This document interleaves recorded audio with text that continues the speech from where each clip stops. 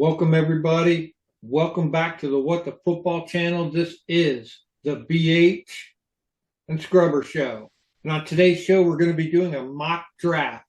And we got some great selections picked out, but who knows what the Commanders are going to do. But this is what we best feel like could help the team in this upcoming draft. I believe it involves, we did a trade, I believe. And Yep. this was all put together by BH himself. He's really smart about this stuff, and I trust him. I looked at a lot of these guys; they all look great.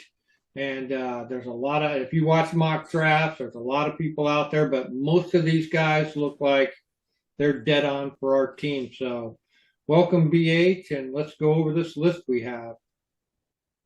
Yeah, thanks, man. Yeah, it's always fun to finally get here when you're getting ready for the draft, man. That the season's starting.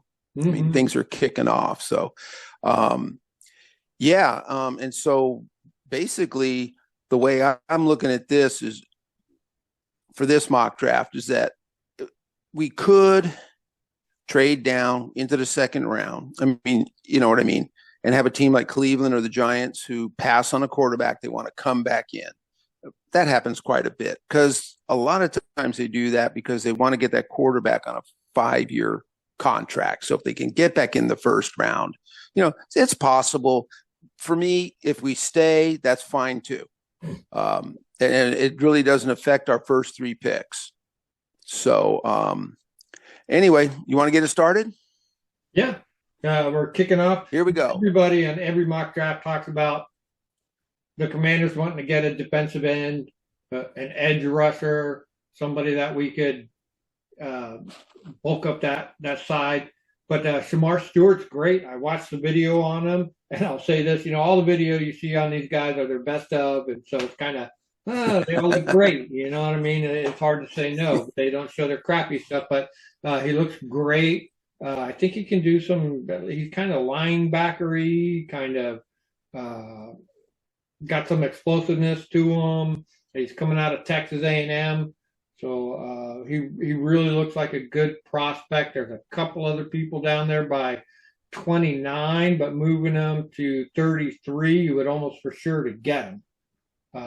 So yeah, I think he looks good for us. He's got all the measurements that I think Dan Quinn would like to work with. And I think he looks good for our team. Yeah, I really like him, and he might be that guy where we just get him at 29 too. I guess his only thing was his production didn't match, his measurements because he was just insane in the 90th percentile in vertical weight, height. His wingspan is insane. His 40. And everything. He has a lot of quarterback pressures, but he couldn't finish. So I watched a lot of videos like you did, and he needs to clean that kind of stuff up. He's a big guy, man. I mean, 6'5", 267. They played him at 280 something. I don't know why Texas A&M did that with both their defensive end. Another guy you've seen, Nick Scorton. Well, they made Nick Scorton play at 285, and now he's back down to 260 something. So anyway, sometimes when you're carrying that much weight, he couldn't redirect. But the main thing about him is he's great against the run to start. He's a great run stuffer. He can really stack that line. He is raw in the pass rushing, but I think someone like him, he'll learn. He's young. He's only 21. So, yeah, I think Shemar Stewart would be, if he could be there, who knows? A lot of teams like him. That would be an excellent start to our draft. Yeah, definitely. I've seen him, and I make check marks for every person that I see and how many times they're in different mocks, and he's in like 4 of them that I saw. So very high on the list. Yep. So, and then I put at number 2 at a regular round 2 61 pick, you got a running back there, Quinshon Judkins. I thought he looked great. I don't know if they're going to move to a running back. That's kind of tricky. They might want to just go with what we got now. I don't know, but I think it's a good pick. Yeah. This is sort of my wishful thinking kind of thing because I think this defense really needs some work. And starting off with a defensive end is great. Mhm. But man, I think the thing is, if you put someone that dynamic next to Jaden Daniels, Hmm. that gives defenses a lot of problems. And we've got some good running backs, but this guy's special for a big guy, 6 feet, 221. He's a banger. He still ran a 4.48, and he wasn't like a third down pass catching specialist, but every time I saw him catch a pass, he had soft hands. He turned the right way. He didn't get all twisted up. Hmm. So he is not a debt. You can leave him in for all three. And I just loved watching them.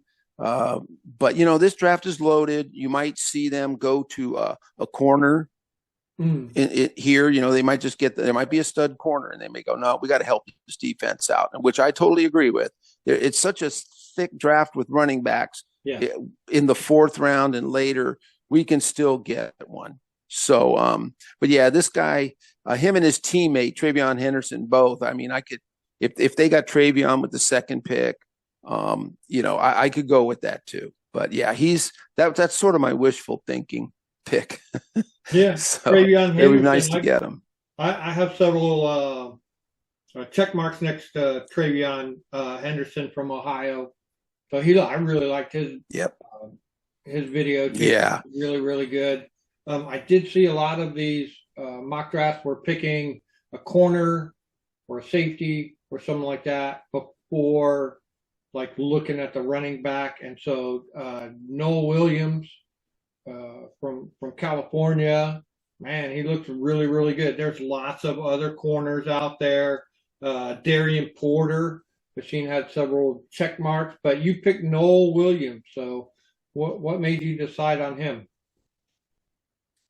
Yeah, I'm glad you mentioned Darian Porter, man, because unfortunately he falls into that third round Hmm. where he's probably going to go late second in the third, and then we miss out. Now he could be our second round pick. That's one of those corners I mentioned. We might not get running back because Darian Porter fits, and I think he fits. And this is why I like Noel Williams. He'll be there a little later. He's not quite as dynamic. He might be a little tighter in the hips than Porter. But they're the same kind of guy in that they can play. And this is what Dan wants. He wants length. He wants guys with length in their arms, and he wants guys who can play man and zone. Not just strictly zone guys or anything. And no one's strictly man anymore. That's a given. But a lot of times you get mostly zone out there, and Dan wants guys that can either play off man or even press man. So that's why I like Noel Williams. He he ran a 4.540, which isn't bad, but in the cornerback range, it shows up sometimes in his catch up speed. And like I said, he might be a little stiff in the hips, turning around, and he does okay. But that's sort of why he kind of drops a little bit. But he has great anticipation, and that's why he said 15 interceptions in his college career. He gets turnovers. Oh yeah, he anticipates well and he reads well. His limitations aren't in his head and with schemes. It's just a slight physical, and it's not a big deal. But he really does know how to read zone and go out of his zone and go into other zones. That's how he gets his picks. He's a pretty smart guy. He knows where guys are running. He knows how he can vacate his zone because basically on that particular play they run away from his zone. So he'll drift back up, and he'll decoy also. So that's a lot of it. 15 interceptions is quite a few. And then the other thing too is he's great on special teams. He's a good returner. He's returned in his college career. He's returned a punt, a kickoff, and a pick six. So he scored 3 different ways. So yeah, I think all the way around for value, 6 feet, 199. I think Noel Williams would be great. Yeah. Yeah, I like the idea of being a returner because we've got Eckler doing Yep. it now, and I think we've got Luke McCaffrey helping in that area. And who's our punt returner? Last year was Alamighty, I think, was doing it for a while. So it'd be nice to Yep. have somebody that Yep. can, They let him do it. that can take over that and work on special teams with them. So I noticed you got Dante Thornton on there, pick 128 in the fourth, wide receiver. And we've got a fairly full wide receiver room. So I saw his video on him. He looks great from the balls. Uh, I just, I question why a receiver there and maybe why not the safety or uh, some other kind of defensive product that we could use. So Yeah, this is interesting, and I'm glad you said it because I'll get ahead of myself a little because I do have Malachi Moore, the safety Mhm. from Alabama, going Yeah. into six. They could flip. If I'm being real honest, Malachi Moore might be more of a fourth round guy. Okay.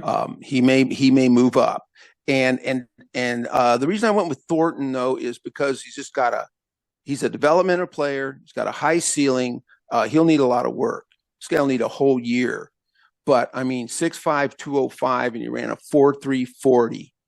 And he didn't produce a whole lot, and they didn't use him a whole lot there. And he had a fairly long career, 3 years there. But in his defense, his best year was last year.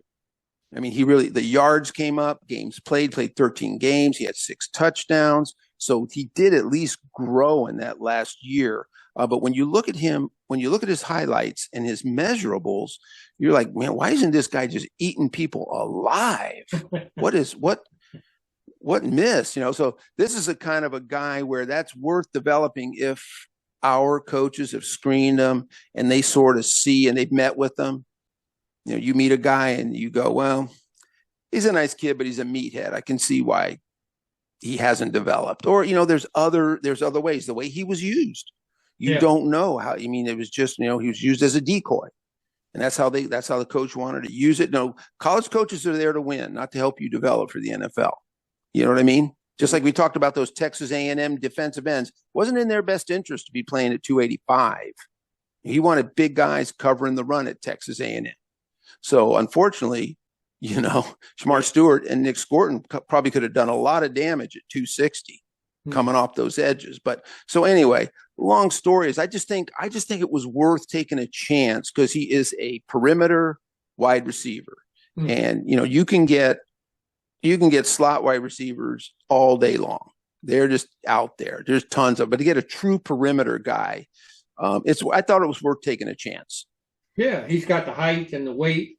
We need a big body guy, maybe to a 50-50 guy. Yep. And so, yeah, I liked him. I just asked you that just to poke you a little bit. So you talked about Malachi Moore from Alabama, the safety at pick number 200. We're getting deep into the draft now.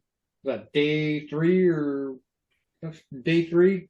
And yeah, good. Yep, day 3. We got who did we get? We got what was that guy's name? Harris. Who's yes. the safety we just got? Will Harris. Yeah, Will Harris. So yep. We're going to need somebody to if we like to build the team through the draft, we're going to have to get somebody in there and get working on that. So I like Malachi Moore. He looked really good, and getting an Alabama player, that's always a plus. So it is, yeah. And like I said, I was surprised he was there at 6. I just went with I gave, the mock draft simulator gave me that. I took it. I was surprised when he was there. And so, Malachi Moore, he's 24, he's a little older prospect. But like you said, he played at Alabama. Saban runs NFL style D. That's what he does. He doesn't have one of these gimmick Ds. That's a real NFL style D. And he was like their star, what they call the star position. So he's the guy who has to, be free safety, come up in the box, cover the tight end. You kind of just move him all over.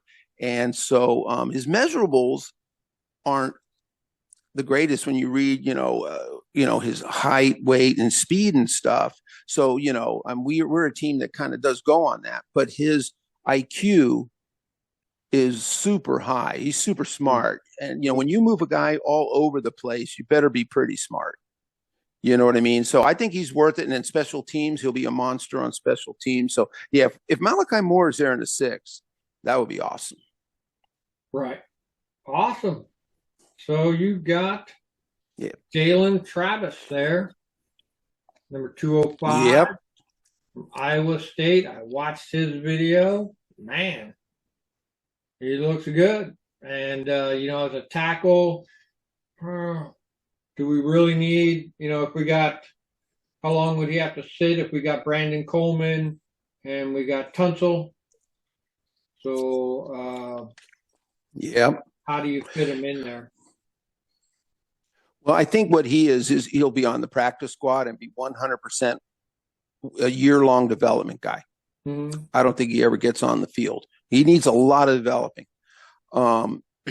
He really only played big time football for 1 year. Before then, he was at Princeton, so he played there. Princeton, great for up here. Yeah, and he was a good player at Princeton, but he took a big step up. But you know what? He made it work. He did pretty good. He's 6'7", 330. He's pretty gigantic. He moves side to side pretty good. And, his 40 for a big guy was like 5.14. So he's got some athleticism. And just one good thing was I read was a super high character guy. Super smart, because you just don't get into Princeton unless you got a huge brain. He won he was one of the Wooden Award people, the Wooden Award just given out for people who work in their community. He started programs, so he's very active, just all around a good guy, but more importantly, a big body, 6'7", 330, but he'll need some work. So what I'm thinking about him is he'll just be practice squad and he'll learn and develop, and we just roll the dice. Sometimes you just got to go with guys who have a high ceiling. You could get a regular old linebacker or a regular old offensive guard. They're a dime a dozen. Maybe roll the dice on a guy who could turn into something good. I like it. At 6'7" and 330 pounds, if football doesn't work out, he'll make a great South Carolina State trooper. Them guys are huge. That's right. I know. I'm not going to tell you why. I know. I'm telling you. Those guys are gigantic. They get out of the car. It looks like a clown car, dude. Don't go there. Don't do it. So, awesome. Yeah, good for Jalen. So, last but not least, Andres Borregales, a kicker. Yep. Really? You're going to put some stress on Boy Gonzalez, huh? Yeah, I know. I threw a curve at you, man. I threw a curve at myself. I'm a strictly undrafted free agent punter and kicker guy. I'm like, like I said, even in fantasy football, a lot of times in the draft's done, I don't even have a kicker. I get one later. That's how much I think about him. Yeah. But I thought, let's do something different. And this guy, man, the way I will describe him is super accurate. He's not a bomber, but he hit, I think it was Virginia Tech this year. He hit a 56-yarder. Not bad. I think to win or tie the game. I forget. Yeah, that's not bad. But he is super accurate. He was 18 for 19 in field goals. And get this, 62 for 62 on extra points. I love that. And man, I'm telling you, dude, that's solid. And you know what? I think you would agree with me. Got no business drafting a kicker because we need someone kicking 62-yard damn field goals. Right. We don't need that. No. Yeah, we don't need that. We need a guy who, when, we stall out, we go for it on fourth, we don't get it. Here comes the kicker, and he just kicks a 41-yarder like it was nothing without even thinking. Yeah. You know what I mean? That's what we want. We want to. Yeah. So, yeah, he's not a big guy. Oh, and but he is. So I think it's more accuracy over having a monster leg. But he's booted plenty. He's played a lot of big time football. In Miami. Miami's ACC. I think he's 4 years. He's got an older brother who was a kicker in college. Now I don't think he's currently on a pro team, but he has been on some rosters. Jose Borregales. So there's something in the water over there at the Borregales household. They got kickers. So and then the last thing I'll say about him is they brought him in for a private workout. The Commanders did bring him in to work him out. Okay. And then also they had a meeting with him at the Shrine Bowl. They set aside time to talk to him. So they're looking at him. I mean, and I'm sure they might have talked to some other kickers, but that's another reason why I kind of put him on here is he did get the private workout. So I Yeah. thought, why not? And hey, there's nothing wrong with competition, right? That's what I was just going to say. I mean, bring him in, put him up against Gonzalez. Gonzalez will leave his hair alone for a minute. Who's our other guy that's on the injury list? Who I'm blanking on his name. Oh yeah, we don't He's we done, don't talk right? about him. Okay, I think done. he's done. Yeah. Yeah. He's the one when Jaden Daniels threw that pass to Terry against Dallas, and Oh, then yeah, and he was like this. Remember? yeah. Yeah, no, yeah, we don't want our kicker doing this. No. Yeah, we don't want that guy. Well, as long I forget as his name, but I think I just Andres, blocked. as Andres can do the kickoff, that's important too. So it's got to be just Yes. long enough. You got to be able to at least put it at the goal line, and a lot of times Yep. put it out of the end zone, that kind of stuff. So as long as you can do that too, then I think we're good with him. So great list you got there, Doug. I was excited you gave me this as the last. Here's my last one. It's great, and most of the people that you have on there tick off many of the other things that I have going here. All these people actually land right near all the numbers that you have. So Yep. it's looking good. And of course, none of them will make it. Some of them will make it. Yeah. Yeah. If one of these nobody. guys gets drafted, yeah. If one of them gets drafted, I'll be shocked because that's how it is. But Go ahead. I was just going to say these positions I think will be drafted. We'll see a running back, a corner. I got to see a defensive end somewhere in there. I think first for some yeah. The developmental offensive lineman, maybe not a tackle, maybe a guard, someone who needs someone who's got the physical attributes but needs a year to work. Mm-hmm. And I think we talked about too that maybe the way the Commanders are working it, maybe they're looking at the next draft for maybe next year's draft is going to be good for centers or guards or things like that. So they're maybe not so quick to get those people this round. They can trust Beatis to be our center for another year, maybe two, and that kind of stuff, and develop another guy. Right now, our O-line looks great, so I'm happy with that. It does. It really does, and especially even with Sam being out, and that's kind of a drag. But I think I think the O-line, even with Sam coming back late, is looking good. So All right. Well, we covered all this, and then we just like to tell everybody that coming up in the future, we're going to probably do a post-draft show and talk about the team as a whole. And then coming up in May, we got the schedule coming up, so please stay tuned for all of that. You're not going to see us a whole lot here. It's and then over the summer maybe not so much, but that's how we do it here at What the Football. We don't bombard you with all kinds of crap. We just give you the most latest stuff. So we covered all, BH. Yep. I think we did, man. I'm looking forward to that our draft recap show. I think we've done well so far this season. So good job, Scrub. Man, you did your homework, and I'm glad you got to check all those guys out. Yeah, it was a lot of fun. There's a lot of people to look at. So we'll see. And all right. Thanks, everybody. Thanks, everyone.